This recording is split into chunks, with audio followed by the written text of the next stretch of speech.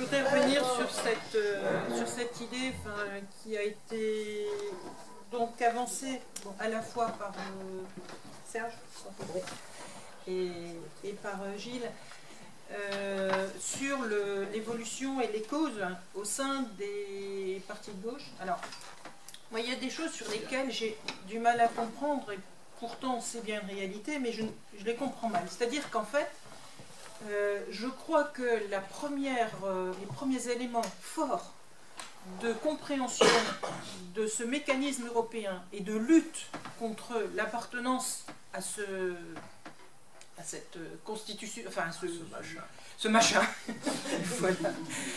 C'était quand même par le Parti communiste dans les alentours des années 2005.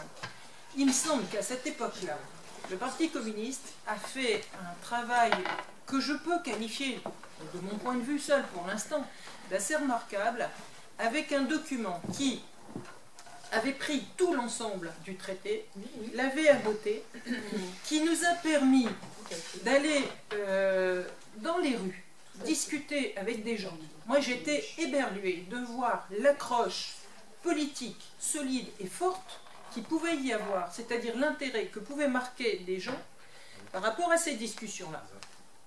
Et en particulier, donc moi il y a un certain nombre de points sur lesquels je voudrais revenir, parce que pour moi c'était vraiment les premiers éléments.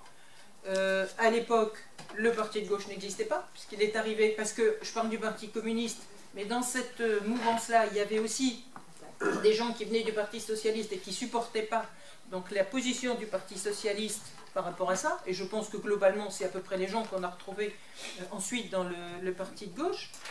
Et moi, il me semble que par rapport à ça, j'arrive pas à comprendre, parce que les arguments qui ont été donnés, par exemple, sur le fait qu'il manque au Front de gauche, par exemple, des angles d'attaque transpartis, sur le fait que, comment enrayer un processus de délitement, une avancée par un candidat commun, moi, ces arguments-là, ils me paraissent que des arguments de politiciens, de décompte de voix, de candidats, enfin, etc. Et maintenant, c'est ce que j'entends au Parti communiste. Et rien que ça, plus rien que ça. Par contre, si je reviens sur les arguments que je pouvais avoir à l'époque, c'était des attitudes sur l'histoire de la mise en concurrence des peuples. Ça, c'était un argument très fort qui était utilisé par le Parti communiste à l'époque pour démonter cette structure européenne. Sur la suppression de la possibilité de redévelopper des services publics. Ça aussi, ça a été un point très fort qui a été développé par le Parti communiste dans ces années-là. Sur le fait de ne pas confondre la solidarité entre les peuples et le commerce, qui était celui de l'Europe. Les relations aussi, moi je me souviens que c'était un point avancé sur le fait que ce traité de constitution européenne se faisait entre des peuples qui étaient des pays riches économiquement. Alors que, sur le plan économique, d'une part, mais surtout sur le plan culturel, il y avait des liens beaucoup plus importants et qui auraient pu être prépondérants, par exemple avec les pays d'Afrique du Nord, qui ont gardé des contacts assez importants. Or, à cette époque-là, le Parti communiste défendait ces choses-là de manière très très forte. Alors, maintenant, entre 2005 et maintenant, il n'y a que 8 ans. Or, maintenant, quand on discute, j'ai eu l'occasion d'aller rencontrer, dans une délégation, d'aller rencontrer un responsable fédéral du Parti communiste, je suis effarée, parce que les arguments qu'il nous donne maintenant par rapport à cette sortie de l'Europe, c'est les arguments que nous donnaient les socialistes, enfin que donnaient les socialistes aux communistes, j'étais plus communiste à l'époque, mais bon, c'était les mêmes arguments. Or maintenant, retournement de situation complète, donc les arguments que nous donne le Parti communiste maintenant, c'est vous faites la même chose que le Front National, nationalisme, enfin, on a droit à tout ça, ne pas mélanger la solidarité, c'est-à-dire en fait reprendre l'idée de solidarité avec les peuples en mélangeant complètement avec cette idée de commerce. Donc, moi je me dis, ça ne peut pas être une démarche historique aussi ancienne. Je cherche à comprendre, alors bien sûr j'ai une interprétation, mais elle me paraît un peu simpliste, c'est la plongée dans un discours complètement électoraliste, sauver quelques postes. Mais ça me paraît juste comme explication. C'est pas très solide. Mais n'empêche qu'à part ça, je n'arrive pas à comprendre un tel retournement en 8 ans. C'est tout, puisque 2005... Et par contre, il est vrai qu'après 2005, quand on a... Mais non, mais tous ces arguments-là, ils sont de cette période. Avance, oui, je termine vite. Non, mais on reviendra pour essayer de donner des réponses, mais elles sont inscrites, les réponses, sur les dates. Elles ne datent pas de 8 ans. Non, mais moi je parle de cette période-là dans laquelle j'ai milité avec le Parti communiste là-dessus. Moi j'étais à Taille, je sais qui a lancé la campagne commune contre le TCE aussi. Oui. Mais donc, ça étant dit, il n'y a plus eu de bagarre juste après 2005, quand les voix ont été récupérées par le gouvernement, il n'y a plus rien eu derrière. Bah oui. Donc, moi là-dessus, je manque d'explications. Ils étaient contre le TCE, mais pas pour les sorties de l'Union Européenne. Hein. Bien sûr. Et pour commencer, après un petit commentaire et 2 questions, il y en a pour 3 minutes.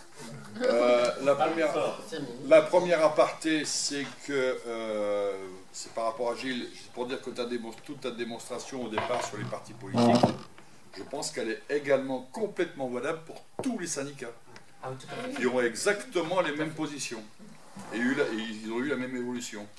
Je voulais faire aussi une petite aparté pour dire que cette année, on a fait donc le 70e anniversaire du CNR à Bordeaux, place Jean Moulin, en collaboration avec l'ARAC, parce qu'on était sur les mêmes positions sur la souveraineté nationale et sur la sortie de l'euro et de l'Europe, et de la création d'un nouveau CNR, de l'Union européenne, excuse-moi, et de la création d'un nouveau, l'urgence de la nécessité d'un nouveau CNR. Et donc on a prévu déjà de recommencer l'année prochaine, et donc à chaque fois le MPEP, l'ARAC s'occupe donc de la commémoration, et le MPEP du débat politique qui suit. Alors je voulais dire aussi que... Pardon ? La division du travail. C'est la mutualisation des moyens. Voilà. C'est-à-dire qu'en plus, la commémoration finie, il est l'heure pour certaines personnes d'un certain âge de rentrer chez eux. Voilà. Mais je respecte. Hein. Je voulais dire aussi que je pense que la majorité de la population, par rapport à ce que tu disais tout à l'heure, a une sensation confuse que l'euro et l'UE les emprisonnent. Mais ils n'arrivent pas à en faire une traduction politique parce que je pense que seul le FN leur propose cette solution-là et qu'elle ne lui propose pas les bonnes solutions derrière. Et donc ils n'arrivent pas à traduire politiquement la sensation qu'ils ont, quoi. Et donc il faut trouver un moyen de les faire venir politiquement sur ces positions. Voilà. Oui. C'est plus facile à dire qu'à faire. Et donc je voulais poser 2 petites questions au camarade Marquis. Quand Mélenchon dit qu'il faudra bien que la chaîne craque quelque part en Europe, qu'est-ce que tu crois qu'il veut dire? Est-ce que c'est de sortir, est-ce que c'est qu'un pays sorte de l'Union européenne, par exemple? Et je voulais aussi te demander, est-ce que la position du PG et du PCF par rapport à l'Europe aujourd'hui n'est pas en rapport avec les énormes subventions qui touchent de l'Union européenne au sein du PGE? Oui. Pourquoi, alors, s'il y avait cette carence par rapport à la question européenne et qu'il y avait ce sentiment général que cette Union européenne et l'euro n'étaient pas des bonnes choses pour l'ensemble populaire, pourquoi alors nous ne sommes nés que trop tard, j'allais dire. C'est pas né quelque part, c'est né trop tard, c'est-à-dire au moins plusieurs années antérieurement. Mais je comprends sa réflexion et je pense qu'effectivement les causes majeures sont bien expliquées par rapport à la question les questions de ce qui s'est passé dans les pays de l'Europe de l'Est. Ça, c'est effectivement quelque chose de très fondamental, parce que, évidemment, ça a modifié les consciences sur la question de l'internationalisme, sur la question de la place de l'État, de la forme des nations, etc. Donc, vraiment, ça a modifié beaucoup de choses. Sur une question des partis communistes en Europe, il y a une position très européaniste avec notamment l'Italie. D'ailleurs, c'est un des partis qui a le plus rapidement, compte tenu de cette position européaniste, qui a vraiment fondu. Et donc, il me semble que l'ensemble des partis communistes en Europe a été amené à avoir une érosion très rapide et très forte. Et à ce moment-là, souvent ça a été lorsqu'ils ont eu ces positions très européanistes. Donc c'est un peu paradoxal puisqu'ils ont conservé, puisqu'au Parti communiste en France aujourd'hui, il y a quand même une dimension très européaniste. Donc il y a quelque chose d'un peu paradoxal. Cet élément-là peut quand même s'expliquer par le fait même que le choix a été de s'intégrer à l'intérieur d'eux. Et ça a été le choix d'après Maastricht. Alors il y a une situation très particulière, puisqu'on rejette quand même un certain nombre de choses sur le Parti communiste, c'est de ne pas rejeter notamment sur la position qui a été d'abstention au moment de Maastricht du NPA. Parce que là aussi, c'est quand même une particularité qu'on a eue en France, qui fait que le traité de Maastricht est passé à quelques voix près. Et le Parti communiste s'est inscrit dans un registre avec des élus à la GUE-GNL, donc des représentants. Et quand il y a eu dénonciation, même du TCE, du traité constitutionnel européen de 2005, c'était quand même avec une position à l'intérieur de l'organisation et avec des moyens qui étaient donnés à sa survie sur le plan économique, puisque en ayant moins de cotisants, il a eu un petit peu plus de moyens financiers par l'intermédiaire de sa position en tant que PGE et en tant que membre de l'Union européenne, comme l'ont fait les syndicats, tous les syndicats, et surtout sur l'impulsion de Force ouvrière, parce que la CISL et la CES, ça a été souvent Force ouvrière qui a été le point de démarrage qui les a amenés à être après l'ensemble des syndicats à la CES. Donc, et non plus à la FSL. Donc voilà les choses qu'on pourrait expliquer. Alors les positions que j'ai entendues tout à l'heure, que Marquis a évoquées, sont des choses intéressantes. Simplement un registre quand même et un bémol, mettre dans le même sac les pays du socialisme réel, comme on les a appelés, dans le même sac des mastodontes et des unités comme l'Union soviétique avec sa création et avec la situation qu'il y a eu en guerre froide, et ce que un petit pays comme Cuba subit depuis 50 ans était quelque chose d'un petit peu paradoxal et un peu anormal.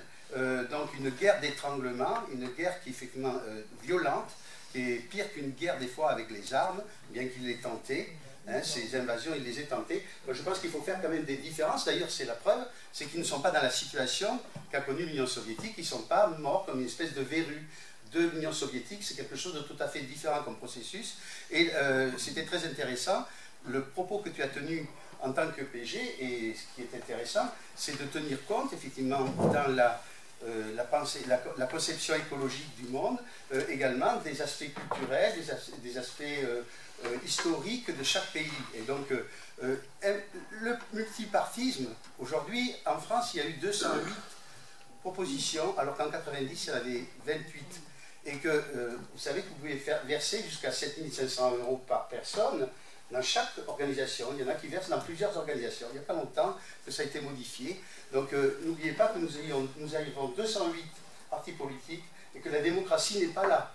Donc, je ne veux pas dire que ce soit un modèle, mais chacun a son histoire et il faut respecter l'histoire de chacun et leur demande à chaque peuple. Et la demande du peuple cubain n'est pas le pluripartisme à la française.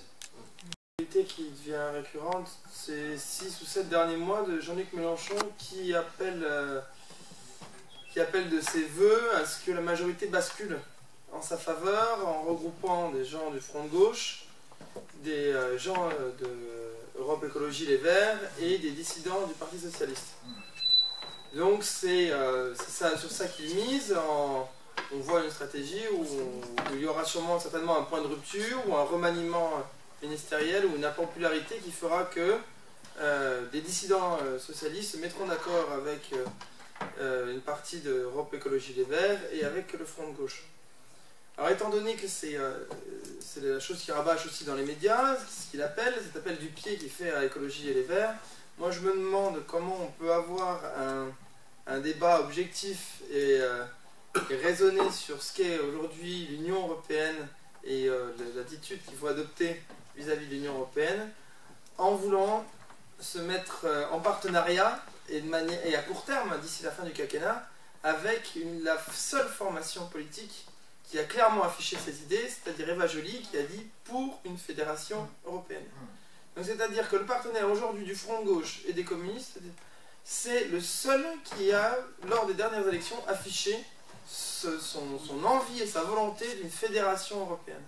Alors comment on peut à la fois mener un débat, ou permettre le débat dans un front de gauche qui veut en même temps nouer un partenariat à court terme avec les plus européistes, les plus forcenés et les plus européistes de l'échiquier politique français. Alors c'est ça, je voulais savoir comment peut se passer un débat ainsi Donc Serge a fait un constat au sein des organisations du Front de gauche, donc d'un nihilisme national et d'un idéalisme, donc d'idéologie complètement déconnectée de la réalité. Et donc j'ai compris que parmi les causes, selon Serge, il y aurait le fait que les organisations ouvrières seraient victimes du poids de ce qu'il appelle le stalinisme. Alors, quand on regarde les faits, ce sont les communistes qui n'ont jamais renoncé, qui ont été le plus en pointe dans la lutte contre l'Union européenne. Alors, bon, donc en 1992, comme l'ont rappelé certains camarades, c'est le PCF combattait Maastricht, alors que les sociodémocrates et les trotskistes ont permis de faire passer le traité de Maastricht, les uns par le oui, les autres par l'abstention. Le PRCF donc lutte depuis 2004 sa fondation contre l'Union européenne. Nikonov lui-même, donc le secrétaire national du MPEP, est passé par l'école du PCF et la formation théorique du PCF. Le Parti communiste grec en Grèce a toujours lutté contre l'Union européenne. Il y a à l'heure actuelle une coordination de différentes organisations communistes, dont des partis de masse comme le Parti communiste de Grèce et du Portugal, qui travaillent sur les questions européennes. Donc il me semble en effet que pour comprendre ce qui se passe, il ne faut pas diaboliser la pensée communiste, mais au contraire avoir une vue plus détaillée de ce qui s'est passé. Ce qui est très intéressant dans l'analyse communiste, donc marxiste-léniniste, basée sur les faits, est aussi une analyse intéressante du fait national. C'est-à-dire que Serge, par exemple, a souhaité qu'on pense d'une autre manière la diversité culturelle et nationale. Alors ce sont des problèmes qui se sont posés très tôt aux communistes lorsqu'ils ont dû édifier l'URSS, donc à l'époque de Lénine et de Staline. Il y a eu ils ont dû faire face à une extraordinaire diversité de nations, et ces différentes nations ont eu un fort développement de leur culture, tout en vivant en paix les unes avec les autres. Et donc afin d'approfondir cette pensée nationale, je conseille la lecture donc du livre Patriotisme et internationalisme de Georges Gastaut, qui montre qu'à côté de la définition d'extrême droite et de la définition républicaine formelle, il existe aussi une pensée de la nation, une définition de la nation basée sur la réalité en chair et en os, avec la nation comme communauté d'histoire, de psychologie, de culture, de production. Donc il a été évoqué aussi donc la chute de l'URSS. Alors je pense que il faut pas avoir une vision trop noire, et il faudrait avoir une vision factuelle de ce qui s'est passé. Donc il y a deux excellents livres que je conseille, c'est Staline, une légende noire de Losurdo, et Le socialisme trahi de Kéran, qui permettent d'avoir une analyse détaillée des réussites et des causes de la chute de l'URSS, qui est née dans un contexte extrêmement particulier, qui a fait des réalisations immenses. Et en fait, quand on regarde de plus près, la chute de l'URSS, quand bien même elle a eu des causes internes, les choses se sont jouées à moins de choses qu'on pense. Quant à Cuba, en ce qui concerne la critique de Cuba, beaucoup de faits laissent à penser que Cuba est un État beaucoup plus démocratique actuellement que la France ne l'a jamais été. Alors après, en ce qui concerne les idéologies fausses, il est intéressant de voir en effet, comme l'ont dit certains, les financements. Donc le financement venant du Parti de la gauche européenne et de la Confédération européenne des syndicats, les réseaux, et les réseaux et les passés des dirigeants des syndicats, des dirigeants de la CGT et des dirigeants du Front de gauche qui nous mènent de défaite en défaite. Alors je pense en particulier à l'échec, au sabotage du mouvement des retraites en 2010 par Bernard Thibault.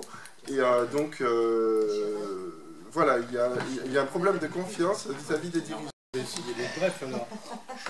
D'une part, moi je souscris assez aux deux hypothèses de Gilles, tout en sachant que ces hypothèses... Parle plus fort. Tout en sachant que ces hypothèses ont été fortement répandues par les médias, donc c'est devenu la doxa. Les médias et des experts autoproclamés et malvoyants.